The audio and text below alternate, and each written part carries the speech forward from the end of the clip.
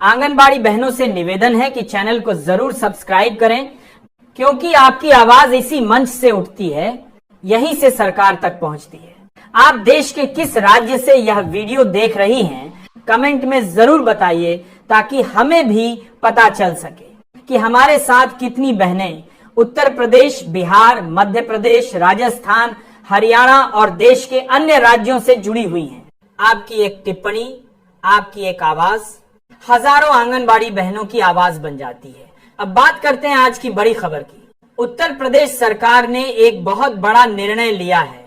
राज्य में कुल 61,091 आंगनबाड़ी कार्यकर्ताओं और सहायिकाओं की भर्ती की प्रक्रिया शुरू करने के निर्देश दिए गए हैं।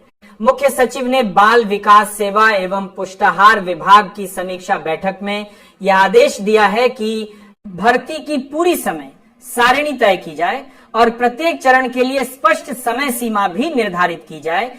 इस निर्णय के तहत विभाग में आंगनबाड़ी कार्यकर्ताओं के कुल 7,952 पद और सहायिकाओं के कुल 61,254 पद भरे जाएंगे। इस प्रकार कुल रिक्त पदों की संख्या 61,091 बनती है। मुख्य सचिव ने स्पष्ट निर्देश दिए हैं कि प्रत्येक जिले में डीएम यानी जिलाधिकारी की अध्यक्षता में एक भर्ती समिति गठित की जाए। जब तक यह समिति नहीं बन जाती, भर्ती प्रक्रिया शुरू नहीं की जाएगी। सरकार चाहती है कि यह पूरी प्रक्रिया समयबद्ध और पारदर्शी तरीके से पूरी हो। अपर मुख्य सचिव लीना जौहरी के अनुसार प्रदेश में कुल रिक्त पदों में से 2,123 पद पहले से खाली हैं, जबकि 306 पद नए बने आंगनबाड़ी केंद्रों से संबंधित हैं। इसका मतलब यह है कि सरकार पुराने रिक्त पदों को भरने के साथ साथ नए केंद्रों के लिए भी कार्यकर्ताओं और सहायिकाओं की नियुक्ति करेगी। मुख्य सचिव ने विभागीय अधिकारियों को यह भी निर्देश दिया है कि राज्य के कुल 23,697 आंगनबाड़ी केंद्रों को सक्षम आंगनबाड़ी केंद्रों के रूप में विकसित किया जाए। इसके तहत हर केंद्र पर पोषण वाटिका, rain water harvesting system, LED screen और ईसीसी मटेरियल जैसी सुविधाएं जल्द से जल्द पूरी की जाएं। इसके साथ साथ पोषण भी, पढ़ाई भी कार्यक्रम के अंतर्गत सभी जिलों की आंगनबाड़ी कार्यकर्ताओं को 3 दिवसीय प्रशिक्षण दिया जाएगा। इस प्रशिक्षण में बच्चों की शिक्षा, पोषण, स्वास्थ्य और सामुदायिक सहभागिता जैसे विषयों पर विशेष ध्यान दिया जाएगा। मुख्य सचिव ने यह भी कहा है कि रानी लक्ष्मीबाई महिला एवं बाल सम्मान कोष से संबंधित जो भी मामले लंबित हैं, उनका निस्तारण इस माह के अंत तक कर दिया जाए। यदि कोई अधिकारी जानबूझकर प्रकरणों को लंबित रखता है तो उसके खिलाफ कड़ी कार्रवाई की जाएगी। सरकार का उद्देश्य है कि महिला एवं बाल कल्याण से जुड़े सभी लाभ समय पर हर पात्र व्यक्ति तक पहुंचे। अब सबसे अहम सवाल, आंगनबाड़ी कार्यकर्ताओं और सहायिकाओं को कितना मानदेय मिलता है? वर्तमान में आंगनबाड़ी कार्यकर्ताओं को हर महीने 8,000 रुपए मानदेय दिया जाता है।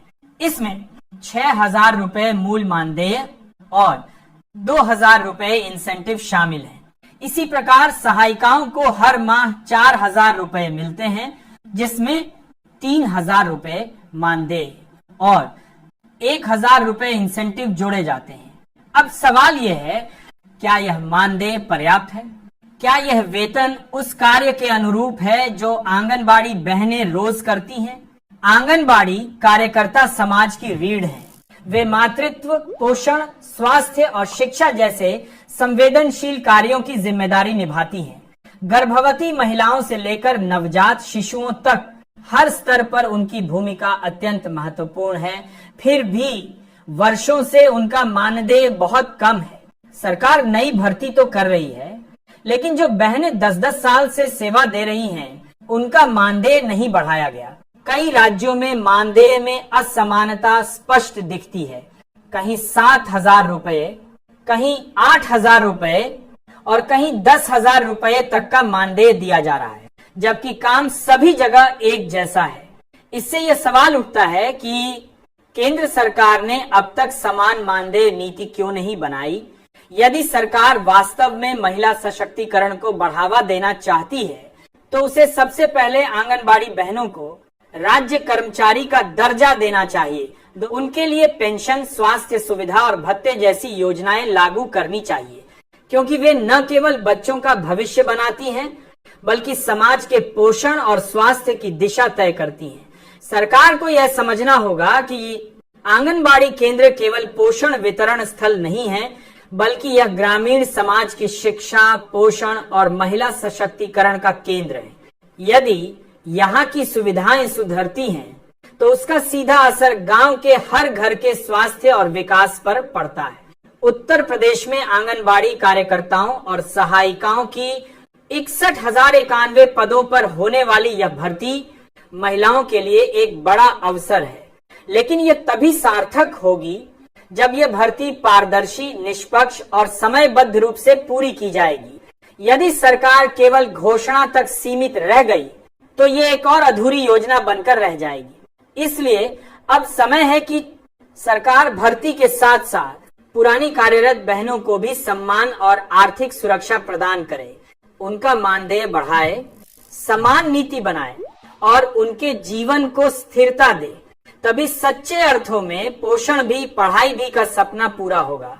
जय हिंद, वंदे मातरम। नमस्कार सभी आंगनबाड़ी सेविका, सहायिका, मिनी बहनों, आप सभी का स्वागत है all India anganwadi news channel में। सबसे पहले मैं आप सभी से कहना चाहूंगा कि चैनल को सब्सक्राइब जरूर करें और अपने राज्य और जिले का नाम कमेंट में लिखना मत भूलें। आज की बड़ी खबर यह है कि आंगनबाड़ी बहनों, उत्तर प्रदेश में PLI 4 यानी प्रोत्साहन धनराशि वाला मानदेय खाते में अंडर प्रोसेसिंग में लगना शुरू हुआ है। इसकी जानकारी ऑल इंडिया तक पहुंच चुकी है। दीपिका मिश्रा जी रायबरेली से भेजी गई जानकारी के अनुसार उनके खाते में केवल 500 रुपए अंडर प्रोसेसिंग में लगे हैं। इस माह राज्य सरकार का मानदेय और PLI वाला बहुत सी बहनों का आ चुका है।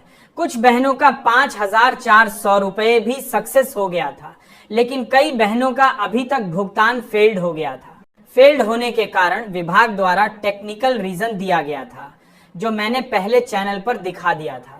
अब विभाग को ही देखना होगा कि कब तक बाकी बहनों का पैसा पहुंचाएगा। नई बहनों को अभी तक एक भी पैसा नहीं मिला है, इसलिए विभाग को इस पर विशेष ध्यान देना चाहिए। अब राजस्थान की खबर पर आते हैं। उदयपुर जिले में लगभग 3 आंगनबाड़ी बहनों को बिना नोटिस दिए नौकरी से हटा दिया गया। ये बहनें उप मुख्यमंत्री दिया कुमारी के पास पहुंची और अपनी समस्याओं की जानकारी दी। उप मुख्यमंत्री ने आश्वासन दिया कि मामले की जांच कराई जाएगी। उदयपुर शहर में महिला बाल विकास परियोजना के अंतर्गत 155 से ज्यादा आंगनबाड़ियां चल रही हैं। 1 अक्टूबर को 3 आंगनबाड़ी कार्यकर्ताओं को हटाया गया। इसमें आशा गुर्जर, नसीम बानो और उर्मिला सामली शामिल हैं। CDPO विजय राज मीणा ने ईमेल के बजाय सोशल मीडिया पर नोटिस भेजा। विभाग के नियम के अनुसार किसी को भी सेवा से हटाने से पहले 3 नोटिस देने और उनके पक्ष जानने का प्रावधान है। अब उत्तर प्रदेश महोबा की खबर। ममता जी ने बताया कि कुसुमा देवी जी का 16 अक्टूबर को निधन हो गया। बहन की आत्मा की शांति के लिए आप सभी कमेंट बॉक्स में ओम शांति जरूर लिखें। प्रयागराज से सुमन जी की सूचना के अनुसार कई बहनों का मानदेय अभी तक नहीं आया है। दीपावली पास है और बहनें समय पर मानदेय पाने के लिए इंतजार कर रही हैं। विभाग को अब बहनों के हक में कदम उठाना होगा। सीतापुर में बाल विकास परियोजना अधिकारी ने 15 अक्टूबर को कारण बताओ नोटिस जारी किया। इसमें अनीता देवी और शांति देवी को नोटिस दिया गया कि उच्चाधिकारी के निर्देशानुसार 5 वर्ष तक के बच्चों का सही लंबाई, ऊंचाई और वजन पोषण ट्रैकर ऐप पर भरा जाए। यदि 2 दिन में जवाब न दिया गया तो कठोर कार्रवाई होगी। एक दुखद घटना भी सामने आई है, बच्चों की मौत। रामपुर गांव में सूरजबिंद और रमावती देवी के 2 बच्चे अंकिता और प्रियांशु आंगनबाड़ी केंद्र से लौटते समय पानी भरे गड्ढे में गिर गए और उनकी मृत्यु हो गई। परिजनों को राहत कोष के तहत सहायता राशि दी जाएगी, लेकिन यह दिखाता है कि गांव की सड़कें कितनी कमजोर हैं। बलिया जिले से मंजीत जी की सूचना अनुसार आंगनबाड़ी बहनों को समय पर मानदेय न मिलने और कुपोषण की वजह से काम करना मुश्किल हो रहा है। साहबगंज से आयशा बेगम जी ने बताया कि गांव में बाढ़ के कारण रास्ते खराब हैं और मासूम बच्चे खतरे में हैं। कई जगह सरकार द्वारा दिखाए गए रास्ते कागजों पर तो सही हैं, लेकिन हकीकत में खस्ताहाल हैं। राखी जी ने औरैया जिले से बताया कि पुष्टाहार प्लांट से आ रहा भोजन लाभार्थियों को पसंद नहीं आ रहा। चना दाल, तेल और दलिया का विकल्प बेहतर था। बुलंदशहर से शीला जी ने बताया कि पोषण ट्रैकर ऐप में इनवैलिड मोबाइल और ईमेल की समस्या आ रही है। बहनों को फॉरगेट पासवर्ड का उपयोग करना चाहिए या ऑफिस और सुपरवाइजर से संपर्क करना चाहिए। माया देवी जी का सवाल है कि जब आंगनबाड़ी बहनें इतने सारे काम नहीं कर पा रही हैं, तो समूह की महिलाओं को रोजगार क्यों नहीं दिया जा रहा? सरकार रोजगार की बात करती है, लेकिन समूह की महिलाएं घर बैठी हैं। आंगनबाड़ी बहनों, बिना सूचना के विरोध करना सही नहीं होगा। अगर विरोध करना है तो लिखित सूचना विभाग और सरकार को दें। लीगल बेस पर कार्रवाई होने पर आप इसका हवाला दे सकते हैं।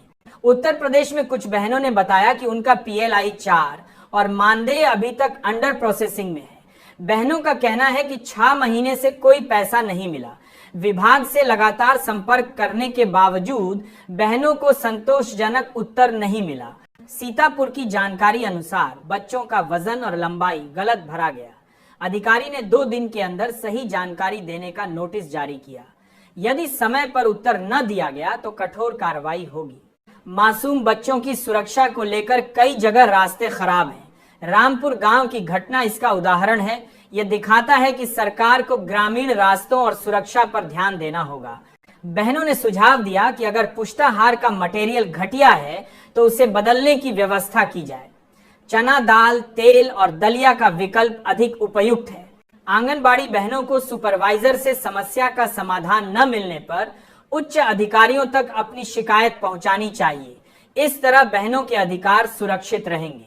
अंत में बहनों, यह स्थिति दर्शाती है कि समय पर मानदेय, सही मार्गदर्शन, सुरक्षित रास्ते और पुष्टाहार की गुणवत्ता पर ध्यान दिया जाना चाहिए। सभी बहनों को न्याय और उचित सुविधा मिलने तक ऑल इंडिया आंगनबाड़ी समाचार आपके साथ रहेगा। अगर आपको ये जानकारी पसंद आई हो तो चैनल को सब्सक्राइब करें, वीडियो को लाइक करें और अपने राज्य और जिले का नाम कमेंट में लिखना न भूलें।